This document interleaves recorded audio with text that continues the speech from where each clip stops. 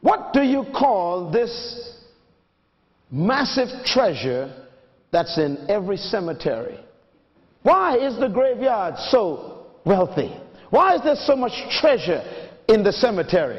Why? Because buried in the cemetery are dreams that were never fulfilled, books that were never written, ideas that never became reality, visions that were never manifested.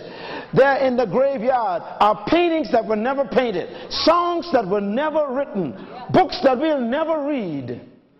In the cemetery are great manufacturing plants that were never built. In the cemetery are sermons that were never preached. The cemetery is pregnant with unused success.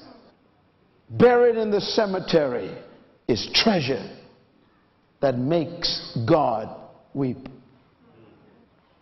My greatest fear tonight is very simple, and that is I am afraid that most of you in this room and in this auditorium tonight, and perhaps watching this program, you are going to add to the treasure and the wealth of the cemetery. And that makes me very sad.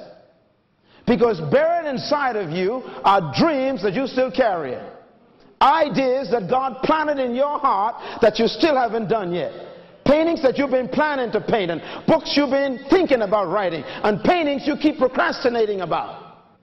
And what I'm so concerned about is we'll never see your painting. We'll never sing your song. We'll never read your book, and we'll never operate in your business, and we'll never experience the invention that you keep procrastinating on. It's called potential. Write the word down. Why is this called potential? Well, potential is untapped power. Potential is unused ability. Are you ready? Potential is dormant strength. Potential is hidden power.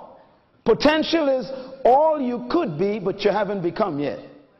Potential is how far you can go in life, but you haven't gone yet. Potential is who you really are, but we haven't seen you yet. Potential is everything you could be, but you haven't become it yet. Potential is all you can do, but you haven't done yet.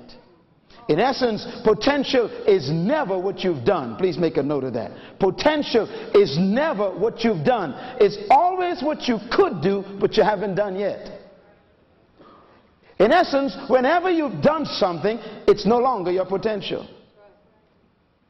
Therefore, potential is everything that is yet unused, that is still within you.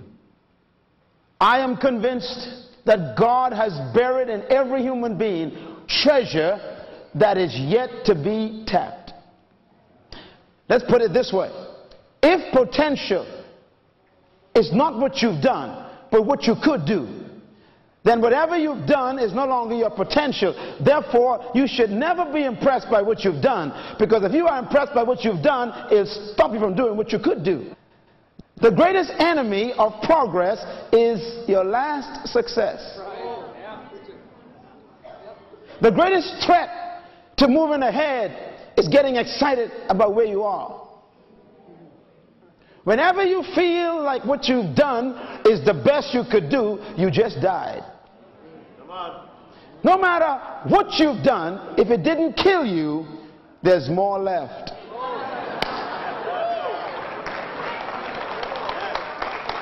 As long as you're breathing, God got something else left inside.